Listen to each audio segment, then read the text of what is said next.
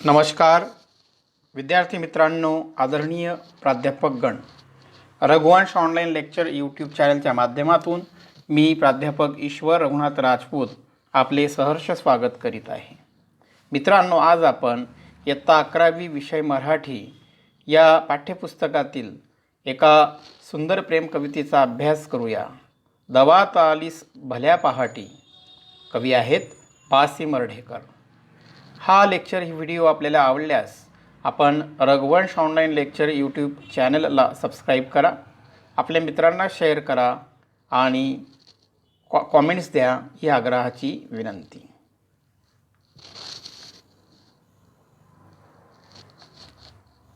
मित्रांनो, इयत्ता 11वी विषय मराठी दवात आलीस भल्या पहाटी. कविवरी आहे बासी मर्ढेकर. बासी मर्ढेकर यांचा जन्मकाळ जीवनकाळ आपल्याला सांगता येईल. सन 1909 जन्म ते 1956 त्यांचं मृत्यूवर्ष आहे.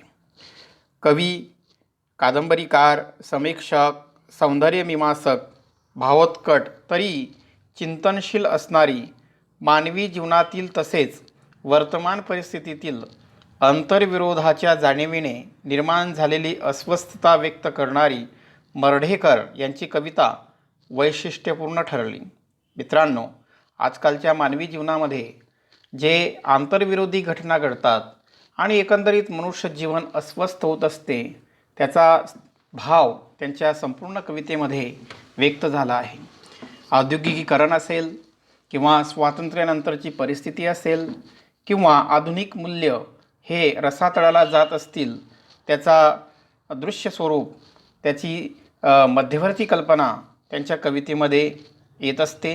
त्यांच्या कवितेचा एक विशेष गुण म्हणजे नवीनता ही संकल्पना त्यांनी समीक्षेत रुजवली आणि स्वतःच्या कवितेतून तिचा प्रत्यय वाचकांना घडवला. त्यांच्या संपूर्ण कवितेमध्ये रचनाच्या दृष्टीने, अर्थदृष्ट्या, आशयदृष्ट्या नवीनता हे एक विशेष मूल्य आहे. त्यांची कविता आविष्काराच्या दृष्टीने प्रयोगशील व क्रांतदर्शी होती. कविता निर्माण होण्याच्या दृष्टीने त्यांनी अनेक प्रयोग केले. ते शब्दरचनेतील असतील, काव्यपंक्तीतील असतील, छंदामध्ये असतील, तर प्रत्यक्षदर्शी प्रयोगशीलता ही त्यांच्या कवितेची आणखी एक वैशिष्ट्य आपल्याला सांगता येईल. 20व्या शतकातील भारतीय साहित्यातील एक समर्थ कवी अशी ख्याती त्यांना लाभली. त्यांच्या काव्यसंग्रहाचा परिचय करून घेऊया. शिशिरागम, काही कविता, आणखी काही कविता हे कविता संग्रह, रात्रीचा दिवस, तांबडी माती व पाणी या 3 प्रसिद्ध कादंबऱ्या. काव्यकलाविषयक त्यांच्या प्रगल्भ अशा जाणीवीने मराठी कवितेचे स्वरूप अंतर्बाह्य पालटून टाकले. मराठी काव्यक्षेत्रातील केशवसुतांच्या नंतरचे महत्त्वाचे परिवर्तन मर्ढेकरांच्या कवितेत घडवले आहे. म्हणून त्यांना दुसरे केशवसूत म्हटले जाते. सौंदर्य आणि साहित्य हे समीक्षणात्मक लेखन प्रसिद्ध. त्यांचे सौंदर्यशास्त्रविषयक लेखन त्यातील मौलिक सिद्धांतांमुळे गाजले. तर अष्टपैलू लेखक अशी त्यांची ख्याती आहे. विशेषतः दुसरे केशवसूत म्हणून त्यांना उपाधी मिळाली आहे. मराठी काव्य साहित्य विचारात, साहित्य इतिहासामध्ये जर आपण विचार केला तर आधुनिक काव्याचे जनक म्हणून केशवसूत कृष्णाजी केशव दामले यांना नामाभिधकरण दिले जात आहे. आणि त्यांच्याच वसा आधुनिक कवितेमध्ये बासी मर्ढेकरांनी या ठिकाणी काव्यक्षेत्रात आणला आणि म्हणून एक उत्तुंग व्यक्तिमत्व काव्यक्षेत्रातलं त्यांची एक प्रेमकविता, एक भावकविता आपल्या अभ्यासासाठी आपण या ठिकाणी अभ्यासणार आहोत. विद्यार्थी मित्रांनो, आता आपण कविता परिचय करून घेऊया. प्रस्तुत कविता म्हणजे प्रियसीच्या आगमनाच्या आठवणीचे भावरम्य वर्णन आहे. पहाटेच्या संध्याकाळी कवीची प्रेयसीची दृष्टीभेट झाली. ती भेट कदाचित स्वप्नातील असेल वा प्रत्यक्षातील. कवितेचा जो मध्यवर्ती कल्पनेचा विषय आहे तो म्हणजेच कवितेची जी मध्यवर्ती केंद्रीय कल्पना आहे, विषय आहे, म्हणजेच प्रियसीचे आगमन आणि त्या संदर्भातली आठवण अतिशय संयत शब्दात या कवितेत व्यक्त झाली आहे. वातावरण आहे पहाटेचा संधिकाल, ज्या ठिकाणी अंधुकसा प्रकाश आहे अंधुकसा अंधार पसरलेला आहे. अशा वेळी कवीची प्रेयसीशी दृष्टीभेट झाली. केवळ काही क्षणाची भेट. ती भेट कदाचित स्वप्नातील असेल वा प्रत्यक्षातील हे सांगता येत नाही. त्यामुळेच भेटीचे स्वरूप धूसर होते. तर प्रत्यक्ष आहे की स्वप्नातलं भेट आहे. कारण पहाटेचं स्वप्न पण हे खरं होत असतं अशी मान्यता आहे.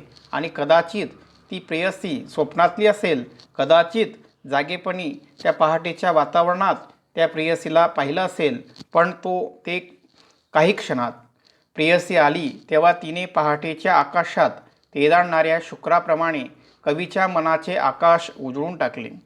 जेव्हा प्रेयसीचं आगमन झालं त्यावेळी ज्याप्रमाणे आकाशात सुंदर असा, तेजस्वी असा, तांबूस असा शुक्रतारा चमकत असतो, त्याचप्रमाणे त्या प्रेयसीचे सौंदर्य या काही क्षणात कवीच्या मनामध्ये ठसले आणि कवीचे मन आनंदित झाले, उल्हासित झाले. तिचे चालण्यातले सौंदर्य, चंचल नजर यामुळे कवीची वृत्ती काहीशी उल्हासित झाली. परंतु हसूनसुद्धा ती अनोळख्यासारखी वागली. यात विशेषतः त्या प्रेयसीचं चालणं, तिचं सौंदर्य, तिची नजर अशा विविध घटकांचं सुंदर चित्र आलेलं आहे.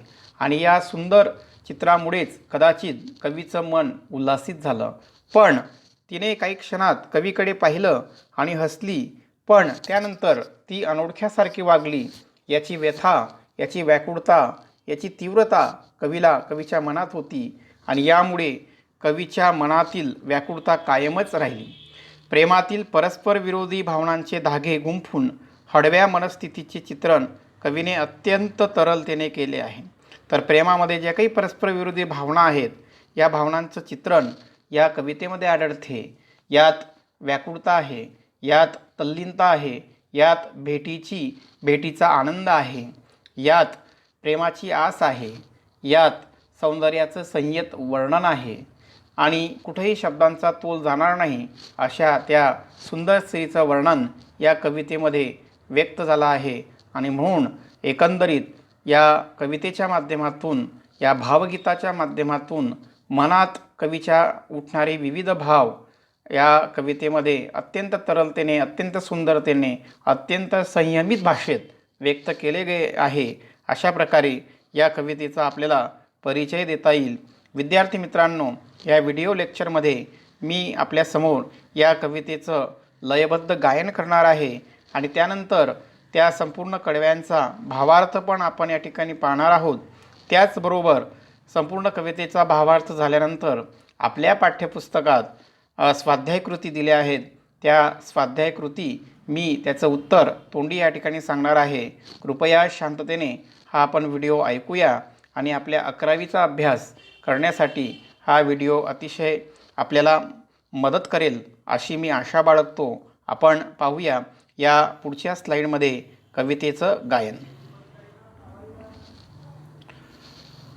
दवात आलीस भल्या पाहटी, शुक्राच्या तोऱ्यात एकदा, जवळून गेलीस पेरीत अपुल्या, तरल पावलान मधली शोभा. दवात आलीस भल्या पाहटी, अळलीस आणिक पुढे जराशी, हसलीस मागे, वडुनी पाहणे विसरलीस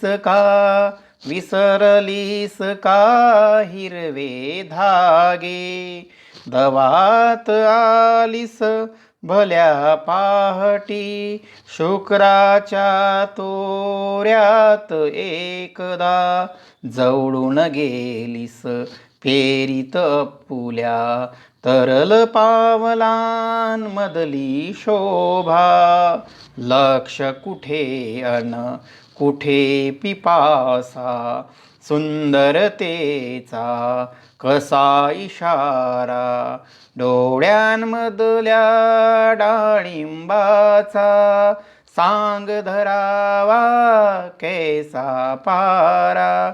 दवात आलीस भल्या पाटी शुक्राच्या तोऱ्यात एकदा जवळून गेलीस पेरीत आपुल्या तरल पावलांमधली शोभा अनोळख्याने ओळख कैसी गत जन्मीची द्यावी सांग कोमल ओल्या आठवणींची एथल्याच जर बुजली रांग दवात आलीस भल्या पाटी शुक्राच्या तोऱ्यात एकदा जवळून गेलीस पेरीत आपुल्या तरल पावलांमधली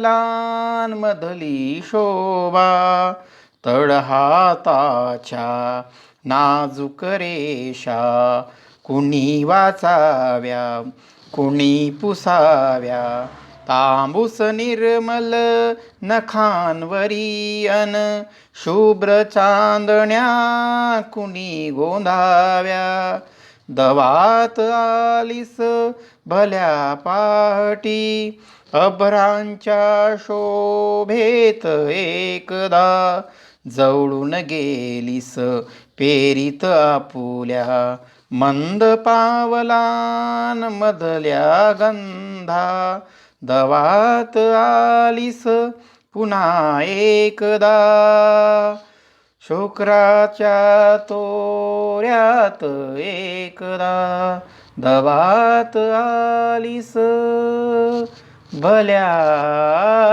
पाटी.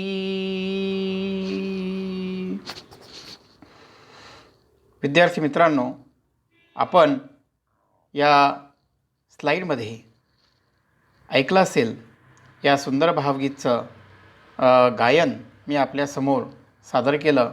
आता आपण या PPTच्या भावार्थाच्या पेजकडे जाऊया. आपण भावार्थ या ठिकाणी बघूया.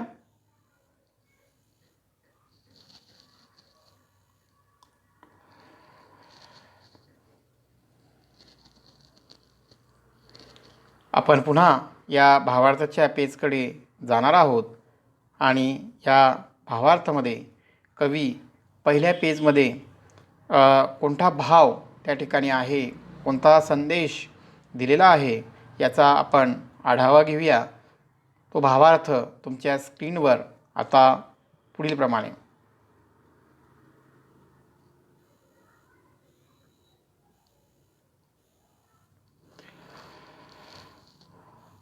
आपण कवितेचे गायन केल्यानंतर आपल्यासमोर आता पहिल्या कडव्याचा भावार्थ मी समोर ठेवत आहे. ते आपण ऐकून घेऊया, त्याचा अभ्यास करूया. पहिले कडवे यात कवी सांगतात, या संपूर्ण भावार्थाच्या पेजमध्ये मी 2 पेज केले आहेत. 3-3 कडव्यांचा भावार्थ मी आपल्यासमोर सांगणार आहे. प्रस्तुत कवितेत प्रेयसीच्या आगमनाच्या आठवणीचे भावरम्य वर्णन आले आहे. शुक्र चांदणीच्या रुबाबात एक सुंदरी अंधारलेल्या पहाटे कवीच्या समोरून आली. ती प्रेयसी जवळून गेली. चालताना अलगद पावले उमटत गेली. त्या पावलांची सुंदरता रमणीय होती. प्रेयसीच्या साक्षात अनुभव कवीला प्रत्यक्ष आहे की तसे स्वप्न पडले आहे हे निश्चित सांगता येत नाही. अशा प्रकारे ही प्रेयसी सुंदर स्त्री शुक्राच्या गर्वात अभिमानात कवीच्या जवळून गेलीस आणि जवळून जाताना त्या आठवणीत कवीने अनुभवले की तिच्या पावलांची एक तरल शोभा, तरल पावले उमटत गेली. जणू काही त्या पहाटेच्या वातावरणात त्या पावलांच्या ठशांची शोभा जणू काही कवीच्या लक्षात राहिली. अशा प्रकारे ती सुंदर स्त्री कवीच्या जवळून गेली. अशा प्रकारचा पहिल्या कडव्याचा भावार्थ. दुसरे कडवे, ती सुंदरी कवीच्या समोरून थोडी पुढे गेली, पुढे थांबली आणि कवीकडे पाहून हास्याची लकेर उमटवली. त्या एका क्षणात प्रेयसीचे हावभाव कवीच्या नजरेत भरले. कवीने स्वतःशीच प्रश्न केला, एकदा पाहून ती पुढे गेली आणि मागे वळून पाहणे विसरलीस का? पहाटेच्या नयनरम्य व हिरव्या वातावरणातील हे प्रेमाचे धागे तू गुंफलेस याची तुला आठवण पडली का? हिरवे धागे या प्रतिमेतून कवीशी तिने जोडलेले नाते हे घट्ट आहे. हिरवा रंग दृढतेचे व सौभाग्याचे प्रतीक आहे. अशा प्रकारे दुसऱ्या कडव्यामध्ये या ठिकाणी कवीने त्या आठवणीत त्या क्षणात सांगितले की हे प्रियसी थोडी पुढे गेली आणि जरासी हसलीस मागे वळून. ते हसणं मात्र कवीच्या नजरेत भरलं. कवीने तो अनमोल असा अनुभव मनात दृढ केला आणि त्यानंतर मात्र तिने कधीही कवीकडे वळून पाहिले नाहीस. याचा अर्थ कवीने मनाशीच प्रश्न केला की तू वळून पाहणे विसरलेस का? त्या एका क्षणात तू माझ्या भोवती जे प्रेमाचे घट्ट नाते गुंफले आहेस त्याला हिरवे धागे असे म्हटलंय. ते धागे, ते नाते तू तोडलेस का? अशा प्रकारचे प्रश्न कवी या ठिकाणी विचारतात. तिसऱ्या कडव्याकडे आपण जाऊया.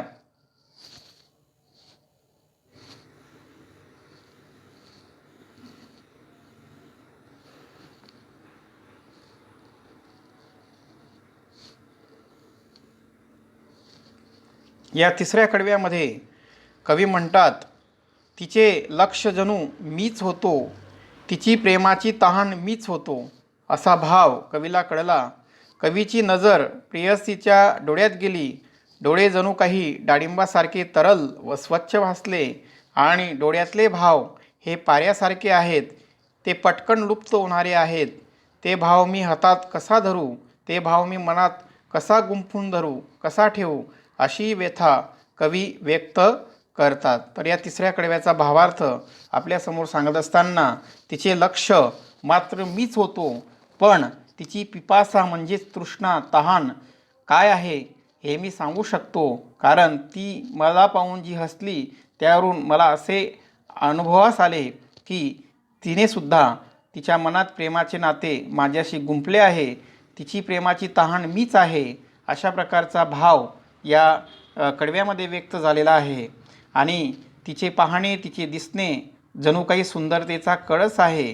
त्या एका क्षणात कवीला त्या प्रेयसीच्या डोळ्यांमध्ये स्वच्छ प्रेमभाव दिसला. परंतु हा प्रेमभाव हा पाऱ्यासारखा आहे. हा मी हातात किंवा मनात कसा सामावून घेऊ? असाही भाववाचक एक प्रश्न, असाही एक भाववाचक उद्गार या ठिकाणी कवी काढतात. अशा प्रकारे तिसऱ्या कडव्याचा भावार्थ मी आपल्यासमोर सांगितला आहे. या संपूर्ण कडव्यांमध्ये भाषिकदृष्ट्या काही वैशिष्ट्य मी आपल्यासमोर मांडत आहे. यात शुद्ध प्रेमभाव व्यक्त करणारी भावकविता आहे. स्वभावोक्ती, उपमा, उत्प्रेक्षा अशा अलंकारांची उधळण कवितेत झाली आहे. शृंगार रसाचे मनाचा वेध घेणारे वर्णन या कवितेमध्ये आले आहे. अशा प्रकारे पहिल्या पेजचं या 3 कडव्यांचं स्पष्टीकरण यामध्ये भाषिक वैशिष्ट्य व्यक्त करत असताना संपूर्ण कविता गेयबद्ध छंदात आहे. गेय छंदामध्ये कविता रचली गेली आहे. भावगीत प्रेम कविता म्हणून या कवितेची एक आगळी आणि वेगळी ओळख आहे.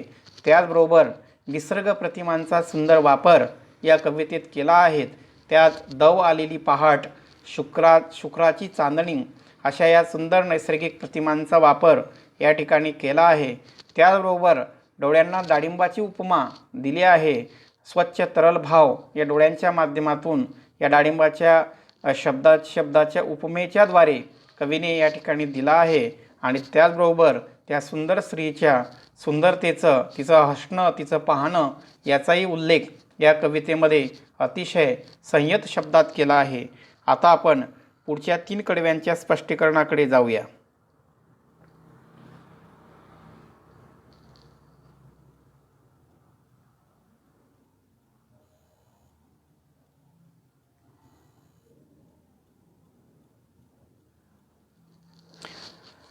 कवितेचा भावार्थ त्या 3 कडवे अनोळख्याने ओळख कैशी या काव्यपंक्तीपासून सुरुवात होतो आणि त्यानंतर मंद पावलांमधल्या गंधा इथपर्यंत आपण त्या कवितेचा भावार्थ या स्लाईडच्या माध्यमातून मी आपल्यासमोर प्रस्तुत करत आहे.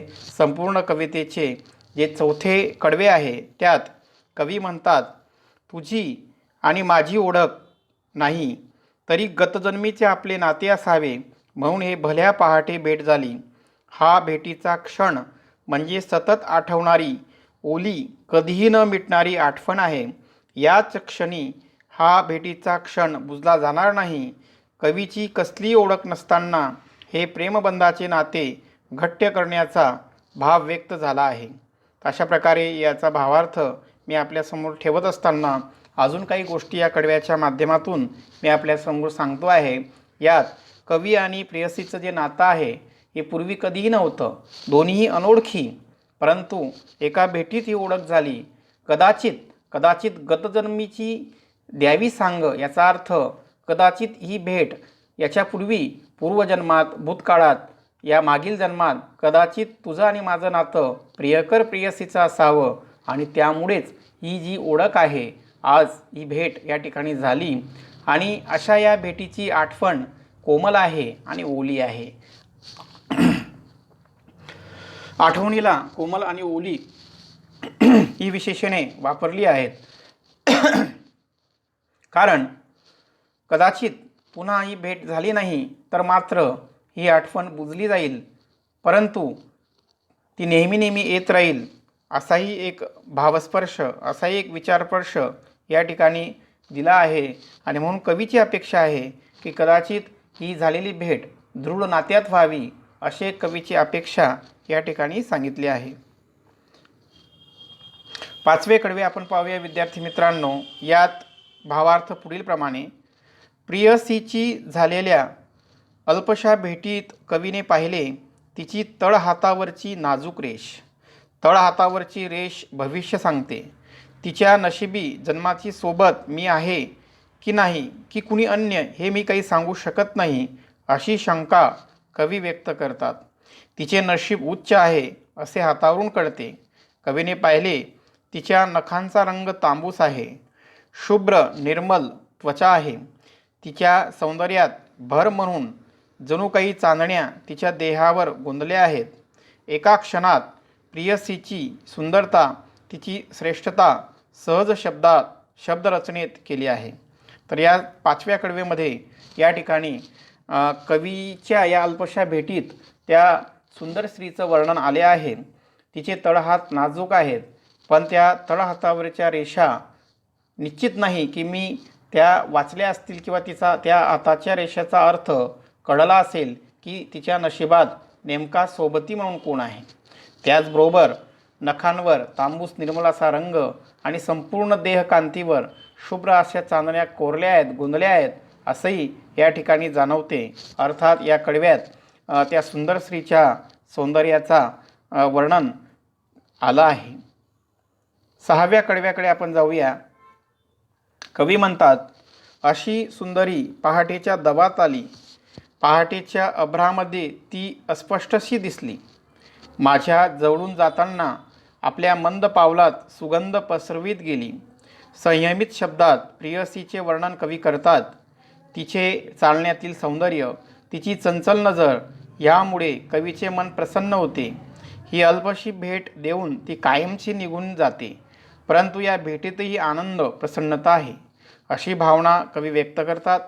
मनातील प्रेमभाव व निसर्गातील सुंदर दृश्यछटा व्यक्त करणारी ही भावकविता आहे. अशा प्रकारे या संपूर्ण कवितेच्या भावार्थाच्या दृष्टीने अतिशय सहज तुम्हाला समजेल असं स्पष्टीकरण मी आपल्यासमोर प्रस्तुत केलं आहे. निश्चित आपल्याला स्वाध्याय कृतीच्या माध्यमातून ही संपूर्ण कविता, तिचा भावार्थ आपण लक्षात घेऊया आणि त्यानंतर पुढच्या भागात आपण स्वाध्याय कृतीकडे जाऊया. स्वाध्याय कृती मी तोंडी स्वरूपात त्याची जी उत्तरं आहेत, ती कृती कशा प्रकारे सोडवली आहे ते उत्तरं आपण लक्षात घेऊया. स्वाध्याय कृतीमध्ये आता आपण पुढच्या प्रश्नाकडे जाऊया. योग्य पर्याय निवडून वाक्य पूर्ण करा. ते पर्याय आणि ते जे काही कृती आहेत ते कृती मी या ठिकाणी सांगणार आहे. 1 शुक्राच्या तोऱ्यात म्हणजे योग्य पर्याय आहे शुक्र ताऱ्याच्या अहंकारीपणात. शुक्र ताऱ्याच्या अहंकारीपणात. हिरवे धागे म्हणजे पर्याय आहे 4 ताजा प्रेमभाव. ताजा प्रेमभाव.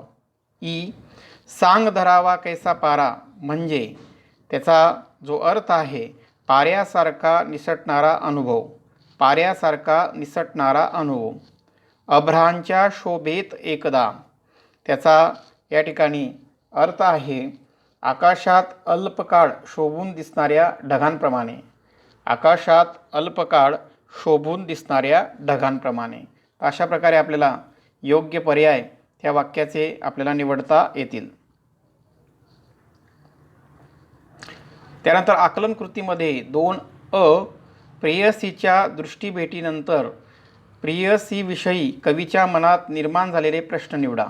एकूण 8 प्रश्न आहेत, परंतु प्रेयसीविषयी कोणते प्रश्न निर्माण झाले तर या ठिकाणी प्रामुख्याने मी ते प्रश्न सांगतो. यात कवीच्या मनात निर्माण झालेले प्रश्न, ती वळून पाहणे का विसरली असावी 2. आपण पर्यायामध्ये 2 अंक टाकायचा आणि प्रश्न पण लिहायचे. ती वळून पाहणे का विसरली असावी.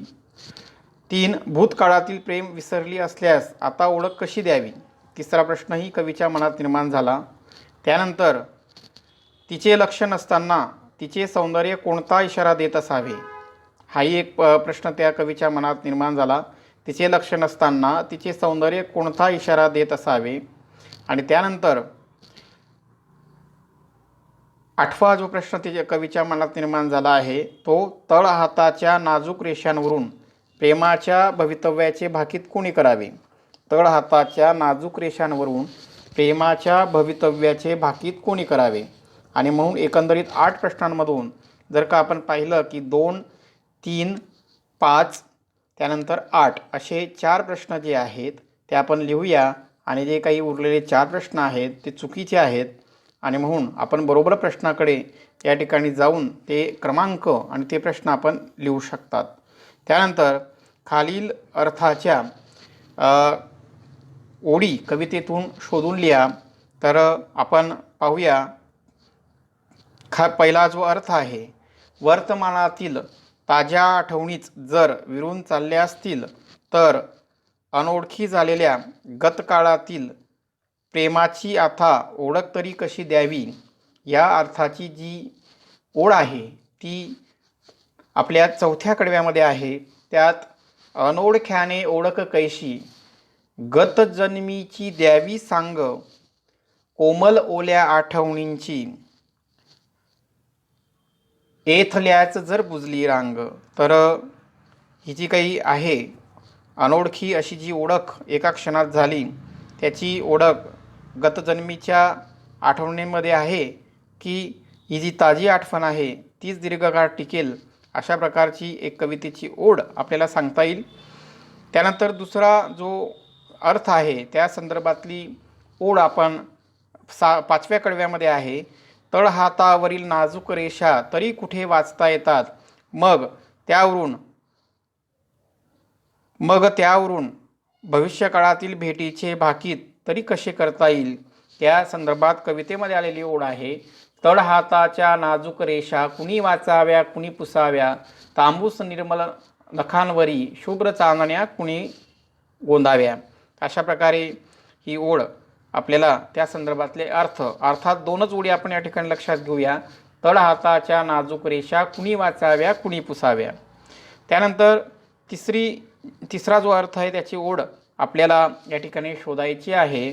विरल सुंदर अभ्रे अरुणोदयाच्या प्रतीक्षेत असताना अशीच एकदा तू आलीस आणि जवळून जाताना आपल्या आठवणींचा गंध मनात पेरीत गेलीस.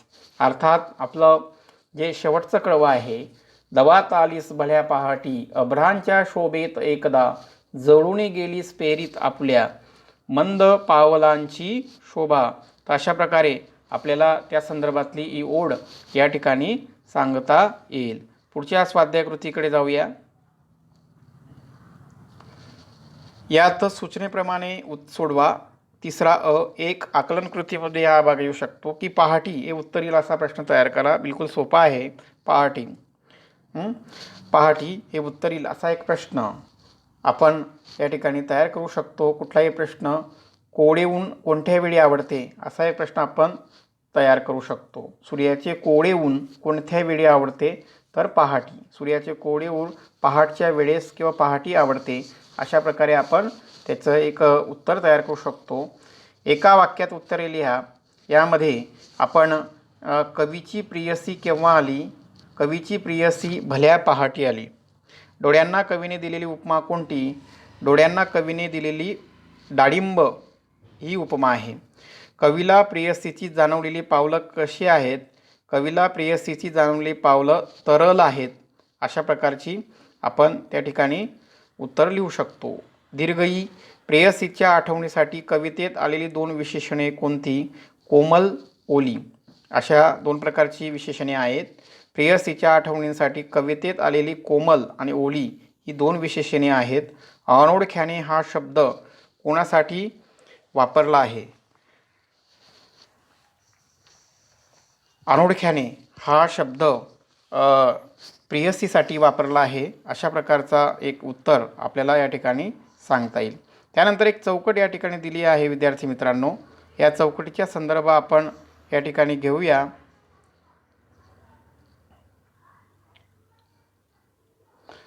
कवितेचा विषय काय आहे?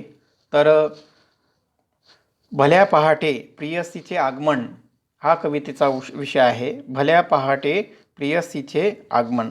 कवितेची मध्यवर्ती कल्पना. तर या ठिकाणी सांगता येईल आपल्याला एक वाक्य की पहाटेच्या संध्याकाळी कवीची प्रेयसीची दृष्टीभेट झाली, त्याचे वर्णन कवितेत आले आहे. पहाटेच्या संध्याकाळी कवीची प्रेयसीशी दृष्टीभेट झाली, त्याचे वर्णन या ठिकाणी या कवितेत आले आहे.